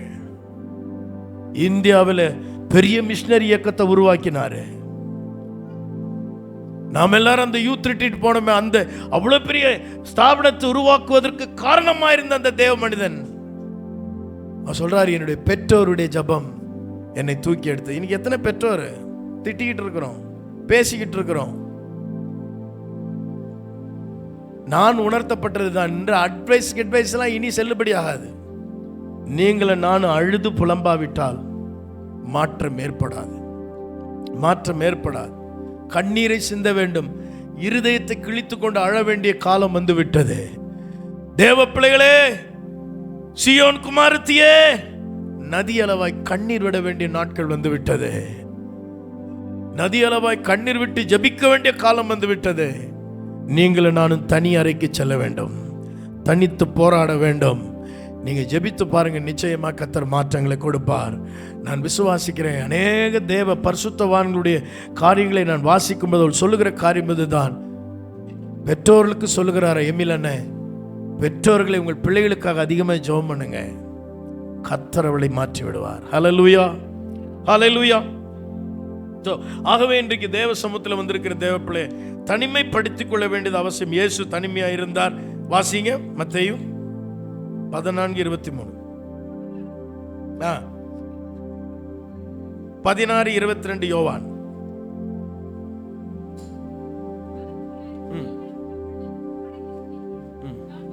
உங்களை காண்பேன், அப்பொழுது உங்கள் இருதயம் சந்தோஷப்படும். உங்கள் சந்தோஷத்தை ஒருவனும் உங்களிடத்திலிருந்து எடுத்து போட மாட்டான். கவனிங்க தேவ பிள்ளைகளை, இயேசு தனித்திருந்த பல இடங்களில் நாம் பார்க்கிறோம். பிந்தி தனித்திருக்கிறார். சீஷர்களுக்காக அவர் வேண்டுதல் செய்கிறதை பார்க்கிறோம். அவளை தேர்வு செய்வதற்காக அவர் வேண்டுதல் செய்கிறார். பிந்தி தனித்தவளை அனுப்பிவிட்டு பின்பு சமுத்திரத்தில் அவர் வந்து அவர்களை சந்திக்கிறதை பார்க்கிறோம். வழக்கம் போல அவர் ஒலிவமலைக்கு சென்று தனிமையாய் ஜெபித்ததை பார்க்கிறோம். இயேசு கிறிஸ்து இப்படி தனிமையாய் ஜெபித்த பல சம்பவங்களை நாம் வேதாகமத்தில் வாசிக்கிறோம். என் அன்பான தேவனுடைய பிள்ளைகளே, ஆகவே நீங்களும் நானும் ஒன்றை கற்றுக்கொள்ள வேண்டும், ஒன்றை புரிந்து கொள்ள வேண்டும். தனிமை ஜெபம் செய்ய வேண்டியது அவசியமா இருக்கிறது. மற்றவருடைய சூழ்நிலை அறியணும், வேதனையை புரியணும், மற்றவர்களுக்காக பாரப்படணும் சொன்னா என்னுடைய பிராக்டிஸ், நான் அதை உங்களுக்கு சொல்லுகிறேன். நீங்க போய் தனியா ஜெபம் பண்ணா மற்றவர்களை குறித்த எல்லா காரியத்தையும் தேவன் பாரப்படுத்துவார். நீங்க வழக்கமா ஜெபிக்கிற ஜெபம் செய்யக்கூடாது. நீங்க போய் உட்கார்ந்துடணும். அவரே சொல்லுவார், இதுக்கு ஜெபம் பண்ணு, இப்படி ஜெபம் பண்ணு. நீங்க தனித்து போய் பாருங்களேன், ஆண்டவர் பேசுகிறது நீங்க உணர முடியும். கூட்டத்தோடு கூட்டமாய் போகிறது அல்ல. இயேசு தனிமையாய் போய் தேவ திட்டங்களை பெற்றார். மோசேயை தனிமையாய் வரும்படி ஆண்டவர் அழைத்தார். எலியா தனிமையாய் போய் செய்து அக்கினை இறக்கினார். தானியேல் தனிமையாய் சென்று ஜெபித்து சிங்கத்தின் வாயை கட்டினார். என் அருமையான தேவனுடைய பிள்ளைகளே, தனிமையாய் ஜெபித்த அநேகரை நான் சொல்ல முடியும். ஆனால் எல்லாரையும் விட்டு புசிப்பதை விட்டு தனிமையாய் சென்று ஆலயத்தில் ஜெபித்த அற்புதத்தை பெற்றுக்கொண்டால், இன்றைக்கு நீங்களும் நானும் தனிமை படித்துக் கொள்வோமானால் மகிமையான வாழ்க்கை கர்த்தர் நமக்கு தர முடியும். அல்லேலூயா, அல்லேலூயா. ஸோ ஆகவே என்னை கேட்டுக்கொண்டிருக்கிற தேவ பிள்ளையே, கர்த்தர் உன்னோடு இருந்து உன்னை கொண்டு பெரிய காரியங்களை செய்ய வேண்டுமானால் நீங்கள் தனிமைப்படுத்திக் கொள்ள வேண்டும். ஆதியாகமத்தின் புத்தகம் 49:25 வசனத்தை நாம் வாசிக்கலாம். 25. அவர் உனக்கு துணையாயிருப்பார், சர்வ வல்லவராலே அப்படி ஆயிற்று. அவர் உயர வானத்திலிருந்து உண்டாகும் ஆசீர்வாதங்களினாலும் கீழே ஆழத்தில் உண்டாகும் ஆசீர்வாதங்களினாலும் ஸ்தனங்களுக்குள்ளும் கர்ப்பங்களுக்கும் உரிய ஆசீர்வாதங்களினாலும் உன்னை ஆசீர்வதிப்பார். துணை நின்று உன்னை ஆசீர்வதிப்பார். அப்படி ஒரு வார்த்தை சொல்றாரா? தேவப்பிள்ளை, கர்த்தர் யோசேப்பை ஆசீர்வதிக்கும் போது யாக்கோபு இதைத்தான் சொல்லி ஆசீர்வதிக்கிறார். ஆண்டவர் துணை நின்று உன்னை ஆசீர்வதிப்பார். உனக்கு எல்லாம் சம்பாதித்து பேர், நீ இன்னும் பிரில்லியன்ட், நீ நல்லா படிச்சிட, உனக்கு திறமைக்குது, அதெல்லாம் சொல்ல. கர்த்தர் உனக்கு துணை நிற்பார், அதனால் நீ ஆசீர்வதிக்கப்படுவாய். அல்லேலூயா. அப்ப நல்லா கவனிங்க. ஒருவருடைய வேதனை, ஒருவருடைய பாடுகளை புரிந்து கொள்ள வேண்டுமானால் நீங்கள் தனிமையாய் போய் யோசித்து ஜெபம் பண்ண ஆரம்பிங்க. அது மட்டுமல்ல, என்னுடைய பிராக்டிகலா சில விஷயங்களை நான் சொல்கிறேன். தனிமை ஜெபம் என்னெல்லாம் கொண்டு வர? தனிமை ஜெபம் என்னை சீர்படுத்தி இருக்கிறது. பாஸ்டிங் போட்டு ஜெபம் பண்ணோம். உன்னை சரி பண்ணிக்கன்னா ஒரு மீட்டிங் போய் உன்னை சரி பண்ணிக்க முடியாது, கொஞ்சம் நடக்கும். ஆனா நீ தனியா தெய்வத்தோடு உட்கார்ந்தா உன்னை சீர்படுத்துவார், பேசுவார். இதெல்லாம் அவன்கிட்ட அந்த மிஸ்டேக் இருக்குன்னு சொல்லி. ஆனா நாம என்ன செய்ய மாட்டோம் தெரியுமா? தனிமையா போகவே மாட்டோம். நம்ம வாழும்போது கூட்டம் கூட்டமா தானே வாழ விரும்புறோம். சுத்திக்கிட்டே இருப்போம் ஒரு துணையை தேடி. அல்லேலூயா. தேவ ஜனமே, என் அன்பு தேவ பிள்ளைகளே, நீங்கள் தனித்திருங்கள், உங்கள் வாழ்க்கை சீர்படும். இரண்டாவது, நான் பெற்றுக்கொண்டதை சொல்ல, நீங்கள் தனித்திருங்கள், பலப்படுத்தப்படுவீர்கள். அல்லேலூயா. நீங்க ட்ரை பண்ணி பாருங்க. இன்னைக்கு நைட்டு போய் தனியா போய் ஜெபம் பண்ணி பாருங்களேன், ஒரு உன்னத பலன் உங்கள் மேல் வரும். எல்லா பலவீனமும் மாறி போகும். அது மட்டுமல்ல, நீங்கள் தனிமையா இருந்து ஜெபித்து பாருங்க, உங்க ஜெபிக்கிற விஷயத்தெல்லாம் ஜெயம் வரும். தனிமையாய் ஜெபித்தால் சீர் பெறுவீர்கள், ஜெயம் பெறுவீர்கள், பலன் பெறுவீர்கள். அல்லேலூயா. கையை பிடிச்சு சொல்லுங்க. தனியாய் ஜெபித்தால் சீர்படுவீர்கள், ஜெயம் பெறுவீர்கள், பலம் படுவீர்கள். சொன்னீங்களா? நீங்க உண்மையா கையை பிடிச்சி சொல்லி இருந்தா இப்பவே மாற்றம் நடந்துடும். அல்லேலூயா. இன்றைக்கு ஒரு தீர்மானம் எடுங்க. தனிமைப்படுத்தப்பட்டதை குறித்து கவலைப்படாதே, கர்த்தர் துணை இருப்பார். தனிமைப்படுத்திக்கொள், எப்பொழுதும் கர்த்தர் உனக்கு துணையாயிருப்பார். அல்லேலூயா. தேவ விதமான கிருபைகளை உங்களுக்கு தருவாராக, உங்களை ஆசீர்வதிப்பாராக. வேதாகமத்திலே இப்படித்தான் அநேகரை நான் சொல்ல முடியும், நேரம் இல்லை. ஆகிய கடைசியா ஒன்று சொல்லி, நேரம் ஆகிவிட்டது, முடிச்சிருவா. இன்னும் ஒண்ணு இருக்கு சொல்லவா? வேணாம் இல்ல?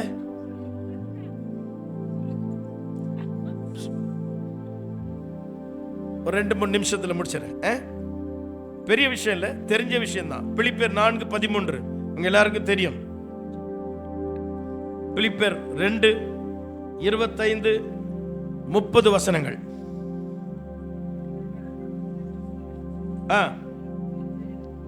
பாருங்க. பலன் உண்டு உன்னுடைய வாழ்க்கையில, உன் பலவீனத்தில கர்த்தர் உனக்கு துணை நின்று பலன் தருவார். அல்லேலூயா, அல்லேலூயா. உன் ஆபத்திலே உனக்கு துணை நின்று பாதுகாப்பார். உன் தனிமையிலே கர்த்தர் உனக்கு துணை நின்று நிறைவை தருவார். உன் பலவீனத்திலே துணை நின்று உன்னை பலவானாய் கர்த்தர் வைத்திருப்பார். அல்லேலூயா. ஆண்டவர் உனக்கு துணையா இருப்பார். நமக்கு பொதுவாகவே இந்த பலவீனம் தான் பெரிய விஷயம் இல்லையா? பக்கத்தில் கேட்டு பாருங்க, நல்லா இருக்கிறீங்களான்னு கேட்டு பாருங்களேன். ஏதாவது ஒரு வழி சொல்லுவாங்க இல்லையா? ஏதாவது ஒரு பிரச்சனை இருக்கும். ஆனா பலவீனம் யாருக்கு இருக்குதோ அவங்க தான் சாதிப்பாங்க. அப்போஸ்தலனாகிய பவுல் 2 கொரிந்தியர் 12:9 உங்க எல்லாருக்கும் தெரிஞ்ச ஒரு வசனம், வேகமா வாசித்துருங்க. நீங்க தான் லேட் பண்றீங்க. அதற்கு அவர், என் கிருபை உனக்கு போதும், என் கிருபை உனக்கு போதும். பலவீனத்திலே என் பலம் பூரணமாய் விளங்கும். ஏன் ஆண்டவர் இதை சொன்னார்? அப்போஸ்தலனாகிய பவுல் என் பலவீனத்திற்காக முந்திய வசனம் சொல்லுகிறது, நான் 3 விசை வேண்டிக் கொண்டேன். நான் ஆண்டவரிடத்தில் கேட்டேன், நான் பலவீனமாய் இருக்கிறேன். இன்றைக்கு பலவீனத்தோடு வந்திருக்கிற தாய்மார்கள் சகோதரர்களுக்கு நான் சொல்லுகிறேன், உங்கள் பலவீனத்தில் கர்த்தர் உங்களுக்கு துணை நின்று உங்களை பலவானாய் பயன்படுத்துவார். அல்லேலூயா. பவுல் அப்போஸ்தலன் ஒரு பலவீனமுள்ள ஒரு பாத்திரம்தான்.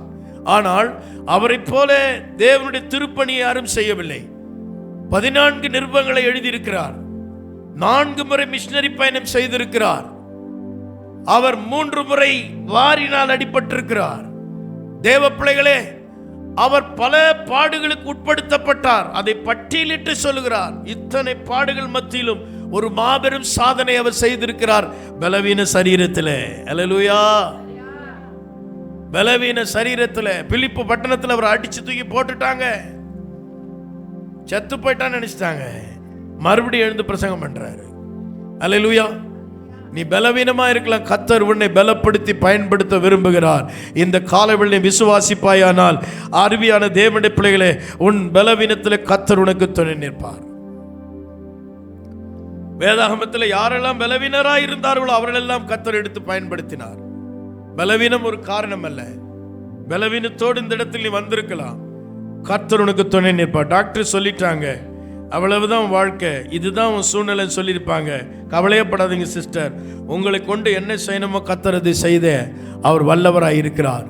அவர் சொல்ல, என் கிருபை உனக்கு போதும். உன் பலவீனத்தில் என் பலன் பூரணமாய் விளங்கும். கர்த்தர் உன்னை பலப்படுத்துவார். எந்த சூழ்நிலை உன் பலவீனத்தை குறித்து நீ கலங்காதே. நீ கர்த்தரை துணையாய்க்கொள். ஆண்டவரை நீ உன் வாழ்க்கையில் வைத்துக் கொள்வாயானால் உன் பலவீனமான இந்த சூழ்நிலை கர்த்தர் உன்னை எடுத்து வல்லமையாய் பயன்படுத்த அவர் வல்லவராய் இருக்கிறார். 2ஆம் அதிகாரம் பிலிப்பியர் 25-30 வசனங்களை வாசிங்களே. எப்பாப்ரா தீத்து என்கிற ஒரு மனிதனை குறித்து அங்கு வேதம் எழுதப்பட்டிருக்கிறத நாம் வாசிக்கிறோம். அருமையான தேவனுடைய பிள்ளை, உன் பலவீன நேரத்திலே உலகம் உன்னை பார்த்து தீர்ப்பு சொல்லும். அருமையான தேவனுடைய பிள்ளை, என்ன அக்கிரமம் செஞ்சாங்களோ இவங்களுக்கு இந்த வியாதி வந்துடுச்சு, இந்த பலவீனம் வந்துடுச்சு, இதுதான் உலகம். ஆனால் ஆண்டவர் என்ன சொல்வான்னு சொன்னார், அருமையான தேவனுடைய பிள்ளை, உன் துக்கத்தையும் உன் பாடுகளையும் உன் பலவீனத்தையும் உன் வியாதிகளையும் நான் சுமந்து விட்டேன், உன் பலவீனத்தில் என் பலன் விளங்கும் என்று சொல்லுவார். என் அருமையான தேவனுடைய பிள்ளை, மரணத்துக்கு சமீபமான வியாதி இருந்த போதும் என் அருமையான எப்பாப்ரா தீத்து மற்றவர்களுக்கு ஆறுதல் சொல்லுகிற மகனாய் இருந்தான். அவனுடைய பலவீனத்திலேயும் அருமையான தேவனுடைய பிள்ளையிலே ஆறுதல் சொன்னார்கள் என்று எழுதப்பட்டிருக்கிறது. பலவீனத்திலே கர்த்தருடைய பணியை செய்த எப்பாப்ரா தீத்துவை குறித்து அப்போஸ்தலனாகிய பவுல் இங்கே எழுதுகிறதை நாம் வாசிக்கிறோம். என்னை கேட்டுக்கொண்டிருக்கிற அன்பான கர்த்தருடைய ஜனமே, அதனால் தான் 4ஆம் அதிகாரத்தில் 13ஆம் வசனம் சொல்றார், என்னை பலப்படுத்துகிற கிறிஸ்துவினால் எல்லாவற்றையும் செய்ய எனக்கு பலன். ஏன்னா அவர் சொல்லிட்டார், என் பலன் விளங்கணும். உன் பலவீனத்திலே கர்த்தர் உனக்கு பலனை தருவார். அல்லேலூயா. பலவீனன் எவனும் பலவீனன் என்று தன்னை சொல்லாதிருப்பானாக. அவர்களில் ஒருவனும் பலவீனனாய் இருக்கவில்லை. கர்த்தருடைய பலன் இந்த காலை வேளையிலே இந்த ஆராதனையிலே உங்களை நிரப்பிக் கொண்டிருக்கிறது. அருமையான தேவ ஜனமே, தேவ பலத்தோடு கூட நீங்கள் பயணிக்க ஆண்டவர் உங்களுக்கு உதவி செய்வாராக. தேவ பலத்தோடு கூட நீங்கள் பயணிக்க ஆண்டவர் உங்களுக்கு உதவி செய்வாராக. ஆகவே இன்றைக்கு தேவ சமூகத்தில் வந்திருக்கிற நாம் கேள்வி எழுப்ப வேண்டாம். உபாகமத்தின் புத்தகம் 29 அந்த வசனம் இவ்வாறு சொல்லுகிறது, ஆண்டவரை கேள்வி கேட்பதற்கு நமக்கு அதிகாரம் இல்லை. வெளிப்படுத்தப்பட்டவைகள் எல்லாம் நமக்குரியது, வெளிப்படுத்தப்படாதவைகள் அவைகளெல்லாம் கர்த்தருக்குரியது. ஏன் என்று கேள்வி கேட்க நமக்கு அதிகாரம் கிடையாது. என் அருமையான தேவனுடைய ஜனமே, எனக்கு ஏன் ஆண்டவரேன்னு கேட்காத, பலன் விளங்கும். உன்னை ஆண்டவர் பயன்படுத்துவார், அவங்களை விட உன்னை பயன்படுத்துவார். அல்லேலூயா. அவர்கள் சாதிக்காததை உன்னை வைத்து சாதிக்க வைப்பார். அந்த தேவனிடத்தில் உலாவிக் கொண்டிருக்கிறார். ஒரு சம்பவம் ஒன்றை நான் வாசித்தேன். சென்னையில் அண்ணா மேம்பாலன் ஒரு மேம்பாலம் இருக்காமா? ரைட். அதுக்கு கீழே ஒரு பார்வையற்றோர் பள்ளி ஒன்று இருக்கிறது. அது சிறுமலர் பார்வையற்றோர் பள்ளி என்கிற ஒரு பள்ளி இருக்கு. அந்த பள்ளியில் நடந்த ஒரு சம்பவம். இந்த பிள்ளைகள் எல்லாரும், நீங்கள் பூந்தமல்லி போனீங்கன்னா பெரிய இந்த பிளைண்டு பிள்ளைகளுக்குன்னு பெரிய ஸ்கூல் இருக்குது. அது வெள்ளைக்காரன் காலத்தில் கட்டினது, பார்த்துருக்குறீங்களா? ரைட் ஹேண்ட் சைடு பார்த்தீங்கன்னா சர்ச் இருக்கும், சிஎஸ்சி சர்ச், பெரிய சர்ச்சு. லெஃப்டில் பார்த்தீங்கன்னா அந்த பெரிய பில்டிங் இருக்கும், பழைய காலத்து பில்டிங். சரி, போட்டோம். இந்த பிள்ளைகள் எல்லாரும் சாப்பிட்டு விட்டு அவங்களாம் பார்த்தீங்கன்னா வரிசையாக ஒருத்தரை பிடிச்சிட்டு தான் போவாங்க. அப்படி பிடிச்சிட்டு போய் கை அலம்பி, எப்பவுமே நீங்கள் இந்த பார்வையற்றோர் பேசுறதை நீங்கள் கவனிச்சிருக்கிறீங்களா? ஒரு 2 பேர் சேர்ந்துட்டாங்கன்னா நீங்களாம் வேஸ்ட்டு. அவ்வளோ கலகலப்பாக பேசுவாங்க, ரொம்ப சந்தோஷமா பேசுவாங்க. கவனிச்சது இல்லையா? கவனிங்க, அவங்கள தான் கவனிக்கணும். அல்லேலூயா. அவ்வளோ ஜாலியாக இருப்பாங்க, அவ்வளோ சந்தோஷமா பேசிப்பாங்க. இந்த பிள்ளைகள் கைப்பிடித்து அப்படி போய் கை அலம்பிட்டு ஒவ்வொருத்தராக அப்படியே கைப்பிடிச்சிட்டே வராங்க. ஒருத்தர் பேசிக்கிட்டே வருவாங்க, ஒருத்தர் தோல் மேலே ஒருத்தர் கையை வச்சுட்டே வருவாங்க. அப்படி வரும்போது ஒரு பெண் சொன்னா, யாரடி இந்த டேப்பை மூடாம திறந்து விட்டது அப்படின்னு ஒரு சொன்னா. மற்ற பிள்ளைகள் கண்ணு தெரியாது, ஆனா என்ன கேட்கும்? அது கேட்கும். டேப் தண்ணி ஒழுகிற சத்தம் கேட்டு அது நிறுத்துன்னு ஒரு பிள்ளை சொல்லுது. டேங்க்ல இருக்கிற தண்ணி எல்லாம் போயிடும், நம்ம மூட மாட்டோம், அந்த பழக்கம் இல்லை. பாருங்க, அந்த பிள்ளை சொன்னும்போது மற்ற பிள்ளைங்கள்லாம் பேசுனா கலகலப்பாக பேசுவாங்க இல்லையா? இவ பெரிய ஐஏஎஸ் கலெக்டர், இவ வந்து தண்ணி மூடணும்னு சொன்னா இப்படி சொல்றாங்க. அவ சொல்றா, அந்த பெண்ணு சொல்றா, நான் பார் ஒரு நாள் கலெக்டர் ஆகி காமிக்கிறேன். அன்பான தேவனுடைய பிள்ளை, உண்மை சம்பவம். அந்த மகள் 10th படிச்சிட்டு இருந்தா, தேர்வு எழுதினால் 465 மார்க் எடுத்தா. கண்ணு தெரியாத பிள்ளை 400. ஆனா அவளுக்கு பெரிய வருத்தம் என்னன்னா, யாரும் வந்து அவளை பாராட்டல. இதான் உலகம். அவ கேட்டா அவங்க அப்பாவை, எந்த பத்திரிகையாளரும் வரல, எந்த மீடியாவும் வரல, எந்த ஒரு நபர் கூட வந்து என்னை பாராட்டல, நான் இவ்வளோ மார்க் எடுத்திருக்கேனே அப்பா அப்படின்னு அந்த பிள்ளை, அருமையான தேவப்பிள்ளை, தன் தகப்பனை சொன்ன போது அந்த பெண்ணு கேட்டா, கோவம் வந்துச்சு அவளுக்கு. நான் முதலமைச்சர்கிட்ட பேச போறேன் அப்படின்னா. இவர் பெட்டி இது போட்டார், மனு போட்டார், முதலமைச்சரை பார்க்குது. முதலமைச்சரை ஓகே பர்மிஷன் வாங்கிட்டாங்க, போனாங்க. கலைஞர் கருணாநிதி தான் முதலமைச்சராக இருந்தார். அவர் சொன்னார், வர சொன்னார். இந்த கண்ணு தெரியாத இந்த பிள்ளையை போன போது கேட்டு, இந்த பிள்ளை, எங்களுக்கு ஏன் மீடியாக்கெல்லாம் வந்து பேட்டி எடுக்கல, நான் இவ்வளோ மார்க் எடுத்திருக்கேனே, என்னை மட்டும் பார்வை இல்லைன்னு சொல்லி நினைக்கிறீங்களா?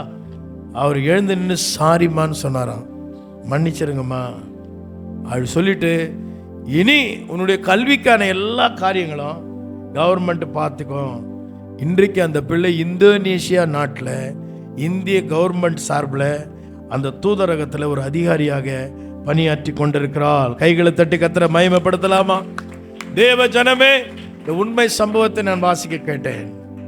அப்படியானால் ஒரு எளிமையான சூழ்நிலை, ஒரு பலவீனமான சூழ்நிலை, இங்கிருந்து மாற முடியுமா, மாற்றம் கிடைக்குமா என்று நாம் சோர்ந்து போக வேண்டாம். எல்லாம் கர்த்தர் கையில் இருக்குது. நாம் அவருடைய கரத்தின் கிரிகளாக இருக்கிறோம். ஏற்ற காலத்தில் கர்த்தர் நமக்கு நன்மையானதை செய்வார். 3 விஷயங்களை சொன்னேன், டக்குன்னு சொல்லிடுங்க பார்க்கலாம். ஆபத்தில் தேவன் உனக்கு துணை நிற்பார். என்னங்க? தனிமையிலே தேவனுக்கு துணை நிற்பார். தனிமைப்படுத்தப்பட்டாலும் தனிமை நீ படுத்திக் கொண்டாலும் நல்லதே. அல்லேலூயா. தனிமைப்படுத்தப்பட்ட என்று கவலைப்படாதே, நீ தனிமைப்படுத்தி கொண்டு தேவனோடு உறவாடு, அவர் உனக்கு துணையாயிருப்பார். அல்லேலூயா. உன் பலன் பெருகும், தேவனுடைய மேன்மையை வைப்பார். அடுத்தது, பலவீனத்தை குறித்து என்ன செய்யாதே, கவலைப்பட. பலவீனம் உள்ளவர்கள் தான் சாதிக்க முடியும். பலவீனருக்கு கர்த்தர் துணையாயிருப்பார்.